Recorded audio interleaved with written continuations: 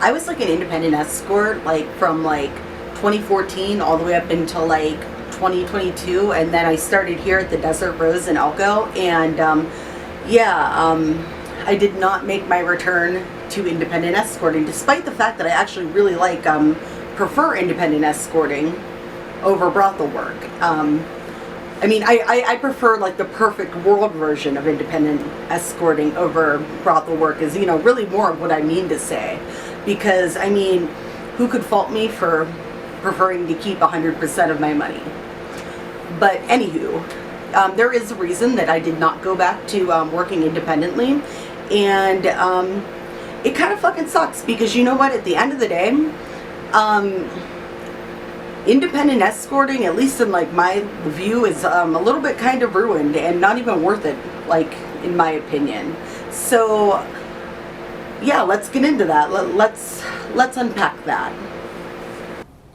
So what constitutes like a perfect world version of like independently escorting, you ask? Okay, well, I did not take the full advantage of it when it was actually around, which was like 2014. It was like the golden era pretty much, Backpage, and that's when I first started, and I was obviously an idiot because there is no school to learn how to be an internet hooker. So like anywho, but what made it great though, even though I didn't, you know, have the common sense to take fully advantage of, you know, what was in front of me, is that, like, you know, online escorting, it's been around for like, you know, as long as the internet has been around. And I think that back in the day, like, people were like aware of it, and like the people that wanted to actively seek out and escort online, you know, they found their way to do that. But like for the most part, like the people that didn't want to do that, they just kind of like went on with their life or whatever. Yeah. So like, since, you know, the people that knew about the, you know, Backpage, Craigslist, Eros was around then, but I never used Eros because it wasn't really like a thing in my area. But like, anyways, it meant that like you got like a lot less people wasting your time and more people that were actually showing up and serious. Like, never once did I like consider screening people with real world information, even though like I probably should have. I was just kind of operating off of like vibes alone because I was working out of a hotel room, so like I could watch them walking up, and like, you guys are just not good at being like, you know, bad guys, because I swear like there's an air about you, you come in looking suspicious as hell. Not my point, okay? So like if I saw somebody walking up and they looked like a total weirdo, I just would just ghost them and just not give them my number, and that's how I screened. Deposits, that actually seemed like a really far-fetched idea that just wasn't like, you know, something that anybody was doing, because like the volume of calls that were coming through that were like serious, it actually, like, if there was a person that was wasting your time, you could always replace them with another client like right afterwards. Like I would schedule like 3 people into the same slot of time, and you know, half of the time, like, you know, one of them would show up, 25% of the time none of them would show up, and then 25% of the other 25% of the time all 3 of them would show up. So it didn't really matter if people like ghosted that much, and the volume of like men just, you know, not showing up for these appointments was super, super low. Like, I could turn on my phone for like an 8-hour shift and then, you know, turn it off. And honestly, like, I have never made money in sex work to that extent like I did in like 2014 Backpage era. Like, truly the golden era of hooking. And then like, okay, so like in 2015, I think it was like around 2015 is when Backpage like started like catching a little bit of heat, and like Visa, MasterCard, they didn't want to do business with Backpage anymore. So you couldn't just, you know, buy a like Visa gift card like I had been doing and pay the $7.50 for your ad.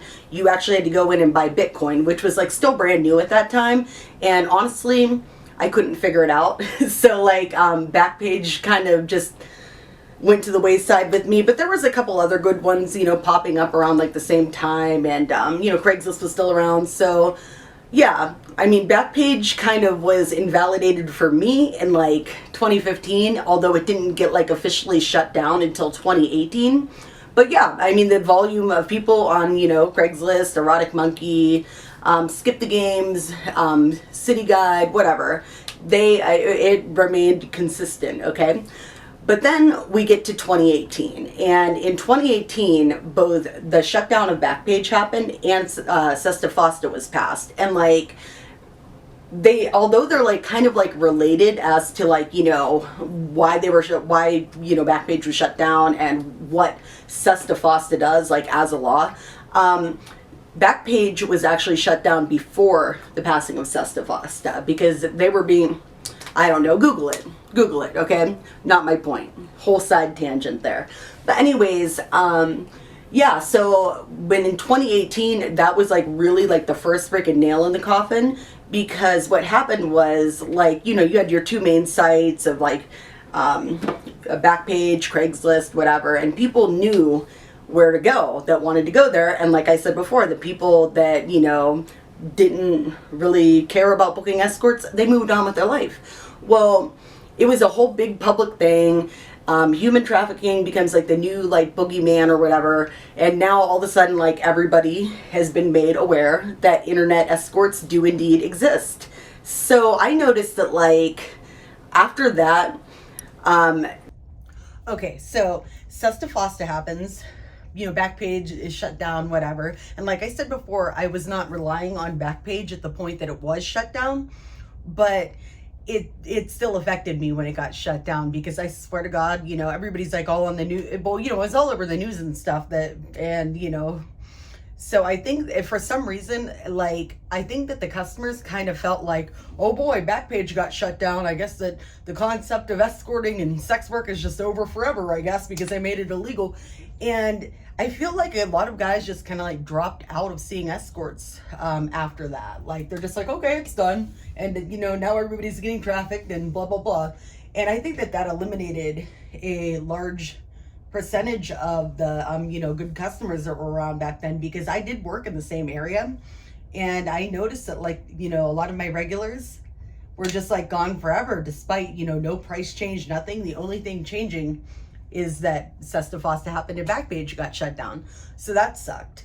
And then also, I don't know, it just like, so what Sesta Fosta did was it made like the websites like, okay, usually there's like this thing, like, I'm not a lawyer, so don't judge me like if I'm wrong or whatever, but like, so to my understanding, like there's like section 230 and it's all like, hey, we can't hold websites like liable for what people are saying and posting on them. Well, Sesta Fosta was kind of like an exception to that, and that only applied to sex trafficking. So it made all of the different like websites liable if they had like 5 or more people on there posting expressly for the purpose of sex trafficking, whatever the fuck they determined that to mean. Okay, so a lot of like, like the sites that I was using to advertise on, they kind of got shut down or so like limited right after that too. So it was like a scramble on my end to find somewhere that was legitimate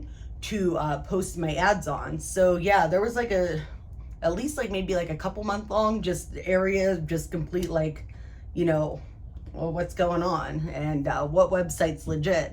And that's when Skip the Games really started popping off. So, life moved on. And things kind of recovered, but then, 2020 happened, and I'm not really sure what happened there. I mean, I know that COVID happened and everything. And honestly, when I was locked down, I was getting a lot of business. And I was doing pretty good when I was locked down.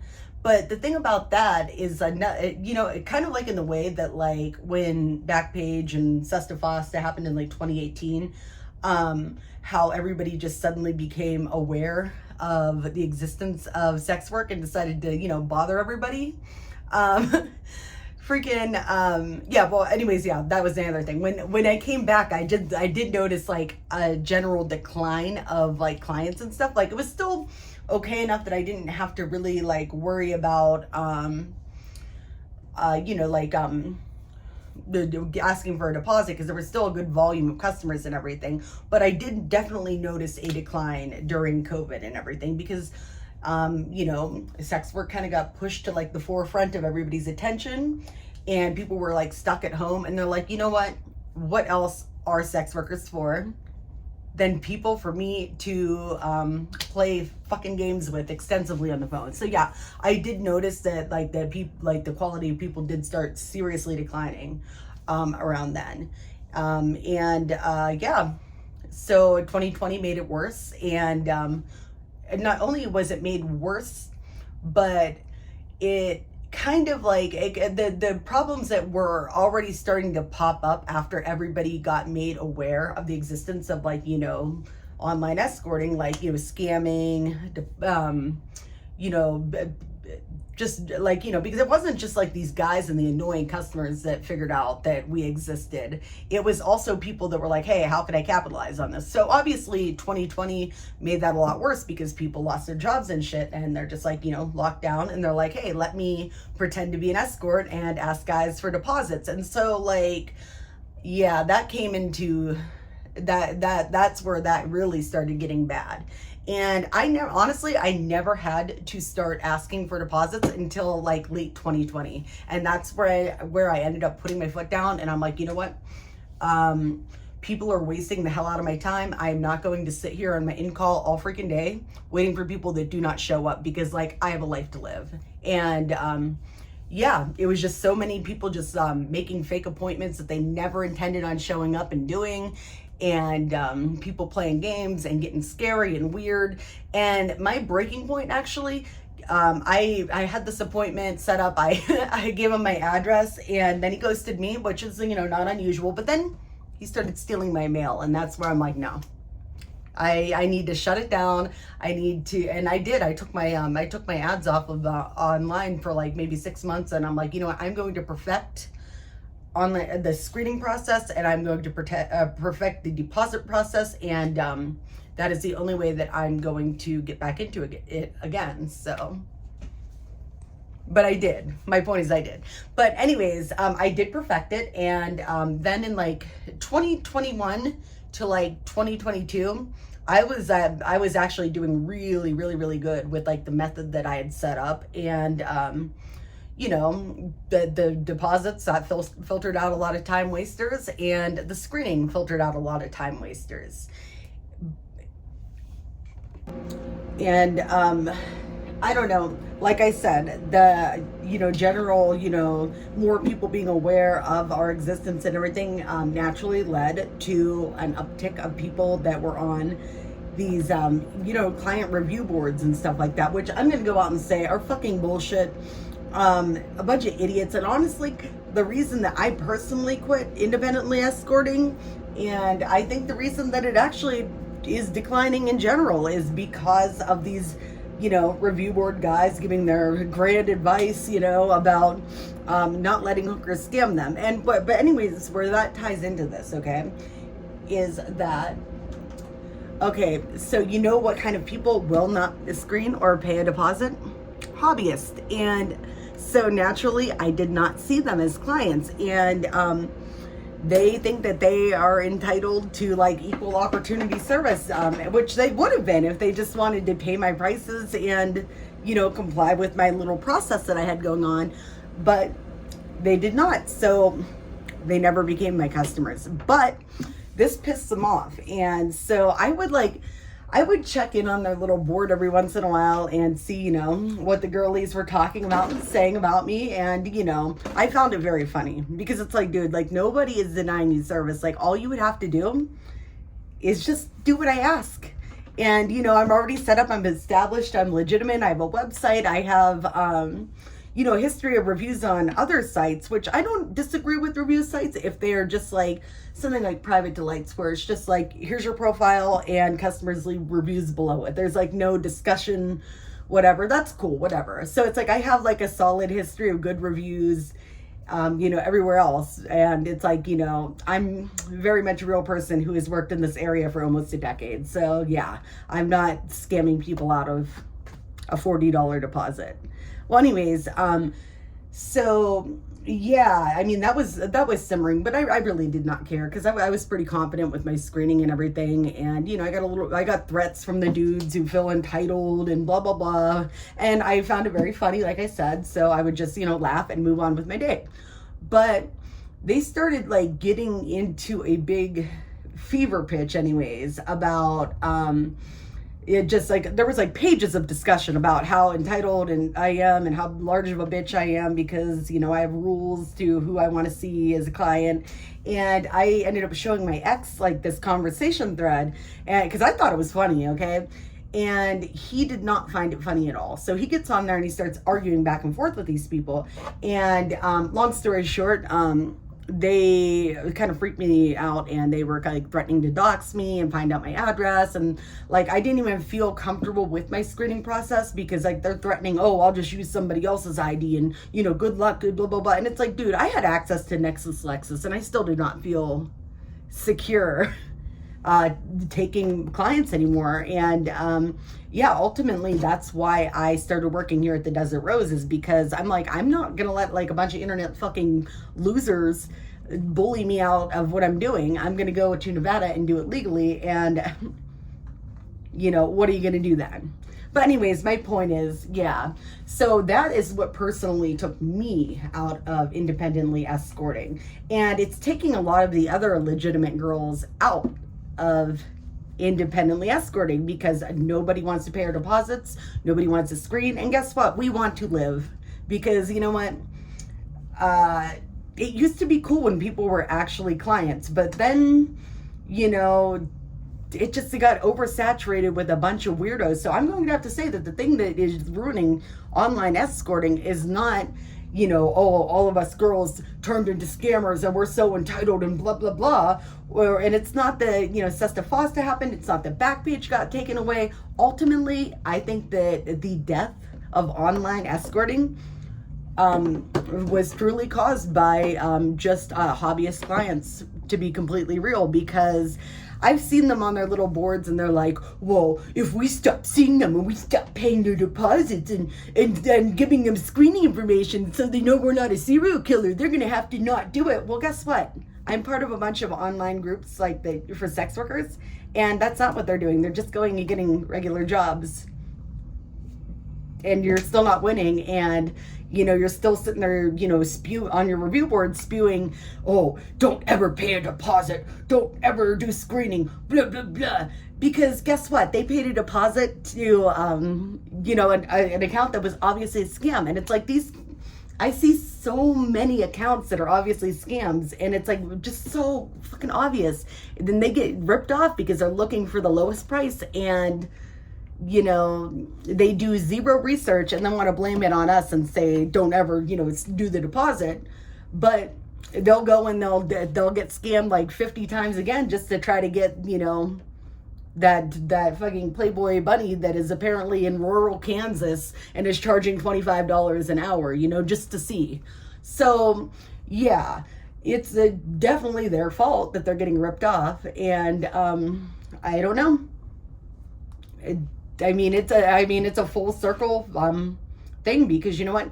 Until these like, you know, client spaces online got really big, like with like a, you know, like escort clients only, so the subreddit, having fun hobbying subreddit, like it's not even just like on the hobby websites anymore. It's like, you know, moving, you know, everywhere. And so like a lot of people are just, you know, reading what these asshats have to say, and it's not true. It's just like all incel weird, just weirdness. So yeah, you guys ended up ruining it for yourself. And with the state of, you know, just how weird things have gotten, like politically, with, you know, sex trafficking being the big boogeyman, blah, blah, blah, blah, blah. And it just being so freaking hard to even pay for your ads to be posted online. And then like the quality of these websites has gone way down. Like, you know, you can't get like Trist, you try to freaking get a hold of Trista's customer service, and or even change your freaking pictures on your profile,